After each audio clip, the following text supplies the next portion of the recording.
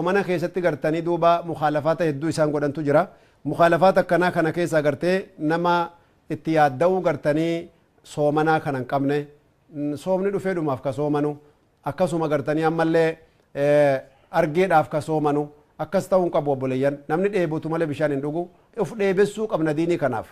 yoo dheebotan mooraaliitti argatan yoo azaanamu namni azaanuma kanaa ofirraa hifatu jira hay way qiyaamaa ga'eebo samaalamu mazuurii salaannee kaane asriin maali ja yaa akhi subhaanallah meelaal akka gartee fikraan namaa aksii taate faallaa taate rabbii zuurii na salaachise asriin na ga'e galanni si aga walhamdulillah jechuu dhiiseet agartee azaana asriirraa hifata jechuu baniin aadam dadhabbina imaanaati obboleeyyan rabbi keessaa nu haa baasu asrii ga'uudhaan illee shukrii rabbii godhuutu barbaachisaa mee qissa bareedu tokko si yaadachiisa yeddumatti obboleeyyan islaamaa guyyaa tokko rasuula rabbii biratti dubbatanii nama tokko faarsanii namni sun obboleessa saahiba bareedaa ta'uu qabaa duniyaa keessatti namni gaa saahiba numa qaqqabaa saahiba kana keessatti waan jee obboleessi isaa saahibaa sun biraa shahiide fi sabiilillaatti shahiidee beek darajaa gurguddoodhaa miiree shahidummaan kanaafuu gartee inni kun immoo biraa hafeeti agartanii duuba eegasii du'e jechuu akkasit sahaabaan gartee warra saahibban duute kana wal bira haftee duute kana aboo bargaa ebeluu ni yaadattaami ni yaadadhaami boo saahibni ebeluu gartanii beeta shahidummaa argate isa maaltutti dhiyaachuu danda'a jedhanii faarsan ka duraasan kaboodaa kana ni xiqqeessan darajaa isaa akkuma aadatti jennaan rasuul rabbi salaam maa baalukum tufaddiluuna fulaanan alaa fulaan maaliif abaluun abaluurra caalchiftanii je rasuul rabbi alayhi salaatu wassalaam jennaan agartee abaluu gaani shahideemi ergamaa rabbii kun manumaddu ebar jaaniin jennaan agartanii alam yasum sawma ramadaan ويصلي صلاة الجماعة بعده نما سنر هفين نمني كن صلاة ميكا صلاة رمضان قرتي هجم صومان صدقتين انغوني خانت الرجع على رسول ربي عليه الصلاة والسلام لا الأمر يرجون قرتي يعني يو زيادة خيري قباتنا كمال بريدة ولذلك يقول النبي صلى الله عليه وسلم لا يتمنين أحدكم الموت لدر نزل به فإن كان لابد فليقول اللهم أحيني ما كانت الحياة خيرا لي وأمتني إذا كانت الوفاة خيرا لي أو كما قال صلى الله عليه وسلم تكون كسن دوان هوينا جد بلان في تيوب وتلي يا رب ناجي كانتي هنجلنا يا رسول ربي عليه الصلاة والسلام مالي بجنان يوغرتي نما هماتاتي نتوبت جريني دواسي قبا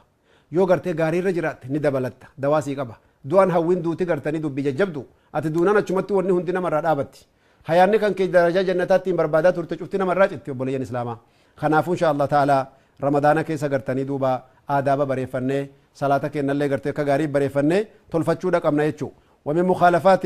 تقع في رمضان الغفلة عن الدعاء عند الإفطار يرو قرتني فطورة أقرتني غفلة قرتين أمني هدون فطورة تشاغلي شربات تشاغلوا لا دعائي كنا يتشو دعوة مستجابة عند فطره سنجان يرو فطروا ديم تقرتي دعائي مستجابة قبدا سنجان أما اللي قرتني دعاء يرو قرتي فطرية كدتشو قبدو جر اللهم لك سمت وعلى رزقك أفطرت خجان سني حديثني سن قرتني دوبا ضعيف ما قبا دعاء حديثني جرجير داتي رسول ربي عليه الصلاة والسلام الرهد وإنك رتاتره ذهب الذمأ وابتلت العروق وثبت الأجر إن شاء الله هكذا يقول النبي صلى الله عليه وسلم عند فطره دعاء انتن اللي قرتني أكمل برباتي سادا خنافو قرتني دوبا الاهتمام الزائد عند الفطور هذه من المخالفات هناك شوربة هناك شمبوسة هناك شيء هناك برادة هناك جوز بأنواعه شغل هذا كله يعني يشغلك عن الذكر يشغل النساء أكثر من الذكر وقراءة القرآن واني كنا كنت شفت قرتي كمرنا مش الشاغلة يعني وما قرتي جدو قليسة تكتفى اتيالتشون برباتي ساد آجتشو نمر قرتي أما اللي نما قرتني يو أقرتني فتري لفقوتني دجاسني لفقان فتري قد تقسيني وصلاة ياد النجرة وقرتين مغربة بسانو ما افتمر أفاني بفردو صلاة الجماعة قبردو إن شاء الله تعالى دي بتي فترت بإذن الله تبارك وتعالى وكذلك أما اللي قرتني وبليين إسلاما آداب صومناتي في مخالفاتك ستي قرتيك لكامو إداعة الوقت في مشاهدة القنوات يرو قرتي قويا صومنا يعني كارتا تبتشون فيلمي هدودا في موفي يرو دبرسون أكمل قرتي جرو في قبودا أين قراءة القرآن أين التذكر أين الاستعداد للقبر أين ذكر الله تعالى التي قال الله تبارك وتعالى في شأنه الذين يذكرون الله قياما وقعودا وعلى جنوبهم ويتفكرون في خلق السماوات والأرض ربنا ما خلقت هذا باطلا سبحانك فقنا عذاب النار ميك قلبي أكن ربي وجرته يا ربي قد يو تان اللي يو دابتن اللي يو رفن اللي ذكر ربي قدسني ربي عادتني عذابك يا ربي كي انو تكسي كجد انسان ديفني تغرتي فيلمي دافي وما نمني غرتي مفسدا فاحشا نمني بديتو كو غرتي كو بيس جلت عمري قالي كان umrii jannataan beetan achi jala gubuun wallahi akka malee gartee doyinummaa akkuma galee bakiilummaa gartee obboleeyyan kanallee ta'uu hin qabnu jechuu akadaalika ammallee israafa gartee soomana keessaallee rabbi nagaa nu haa baasu nyaata hanqa qiyaasaa dhiifneeti guyyaa kana namni gartee beela'e waan quufuun se'uu jaanaadatti agartee akkas ta'uu hin qabu obboleeyyan islaamaa maal ta'uu qabna jennaan waan nyaadhamuun beekamu ka garaa keenyaan dandeenyee fixuu beeknu haa godhannu waan israafa ta'u haasa ta'u warri dhiiraa quban qabu yaa obboleettowwan tiyya dubartoota yaa haadhoowwan keen yaa dubroowwan keen waan fuxuuraa qopheessitan waan suhuuraa qopheessitan yaani min fadlikum rabbiin isin qabanna qiyaasatti godha waan ammoo dirqama yeroo garii qiyaasan beeynu sheekha wama xiqqoo tokko tafa akkam taana jettan firiija gartanii keeyyadha insha Allah firiija gartanii godhatanii ka gartee suuratti illee miskiinaaf illee irraa faayiduu danda'an akkuma israafan taane qofa jechuu kadhalika ammallee gartee alkhuruujul kathiira agartanii ila aswaaqi annaasi walikhtilaaxi fi ramadaan dubartiin khaasatan ramadaana keessa agartanii duuba argitee alatti gabbabbahuu guddisuun agartanii ija kan agartanii duuba khalaxa guddoon rabbuusaa qalbii namaallee gurraachessaa zikrii nama rabbii irraallee nama shaagala kadhalika agartanii duuba mukhaalafaata ramadaana keessaallee akkasumatti haa eeggannu obboleeyyan imaanaa ammallee gartee namni ramadaana keessa dhukkubsate faxarii yoo janiin gariin namaa hin dida yoo dhukkubni sitti jiraate faxarii shari'aa si hayyame wanni gartee dhukkubaa fi beelawa soomanaatiin of ajjeeftuuf hin jiru diiniin rabbii guddaa diinii laafintiiti diinii rahmataati obboleeyyan kanaafuu gartanii duuba rakkoon ammallee argamee jiru nama yeroo biraa salaatan salaannetu soomanaan agartee of rakkisa salaati jedhanii dadhabaniiti sooma ammoo gartanii yeroo soomanaa waan inni godhu waan ajaa'ibaati yaani gartee maaliin godha jaa sooma akkamittiin dhiisaa ji maa salaataa'uun salaattu maal gootaa gartanii duuba argitanii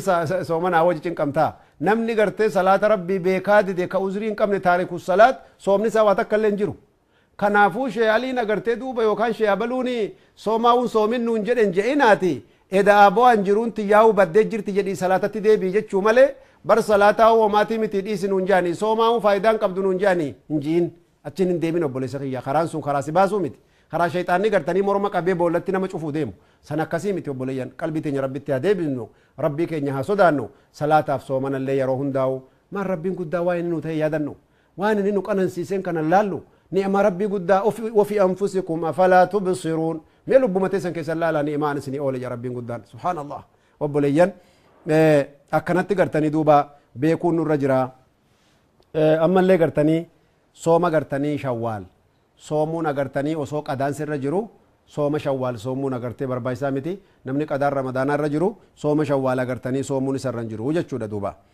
guyyaan ammallee soomni irraa dhowwame jira sooma sunnaa keessatti guyyaan agartanii sooma irraa dhowwan yaani sooma agartanii guyyaa iidaa soomuun hin ta'u akka lafa afrikaa kana sooma irratti namni wal dhabee jalqaba isaallee wal dhabanii eegasii nihaayaallee wal dhabanii yoo eegasii gartanii sooma gartanii tokko iida deemuu jira tokkollee sooma soom maali boo isin suudii waliin soomtanii mi isin akkanaa miti jedhee namni harka walitti darbataa oola akkasii miti dubbiin guyyaan soomanaa soomana guyyaan faxiriidhaa faxiriidha obboleeyyan kanaafuu gartee guyyaa jiinii argame gartee laallee ji'a keenyaan qabnee guyyaa gartee jiinii gartanii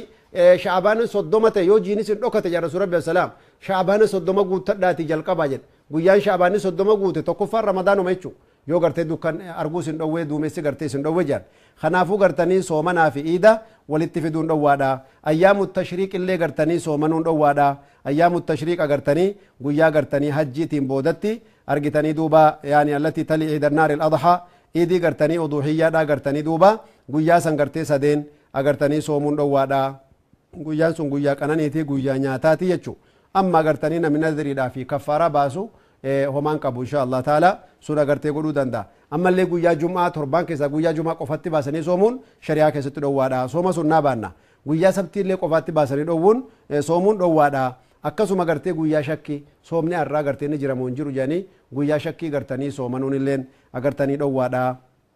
wakadhalika gartanii amata guutuu soomanuun illee dhowwaadha yaani guyyaa tokko soomtee guyyaa tokko faxaruu wayya malee amata guutuun soomana hoo jette sooma takka illee qabduu jaani halkanii guyyaa walit dhaabanii soomuun illee dhowwaadha akkasuma gartee obboleeyyan nasihaa gartanii duuba ramadaana keessa walii goonu haa gartanii dubbii keenya ittiin xumurru obboleeyyan attawbatu tawba rabbii subhaanahu wa ta'aalaa sodaanne tawbatatti gartee haa jarjarru إجا كينياف قرر كينيا يقجو تهاجر جرو وبولين كينا محرمات ربي قرتنين ودعوه هند سيبرني منهيات الشرعية جاني المنهيات في الصلاة المنهيات في الصيام المنهيات في الحج والعمرة المنهيات في كل المعاش المنهيات في الزكاة المنهيات في الدعوة إلى الله وانسلا قرتي ربي شريع ربي كستي محرمة ستي قد هند الابتعاد عنها كن نسيها ديني تجرى فقاتشو برباتش ساجتشو وكذلك قرتني دوبا الحرص على شهود الأذان وكذلك أما اللي قرتني يرو أذاني أذان مولي قرتني أذان جوابون أكسو قرتي يرو سي على جرو ستين أذانين هنكدن ديسين سي مسجد الرافقو جرو ستين أذانين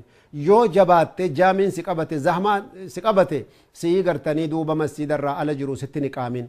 يو جبات دبيرا كمال سي جبات سي مسجد كيس جرو مالي صلاة إمامني إحراما سينين من فضلك كن عند الإحرام من مناسبات بالمناسبة يقول النبي صلى الله عليه وسلم من أدرك مع إمامه 40 يوما تكبيرة الإحرام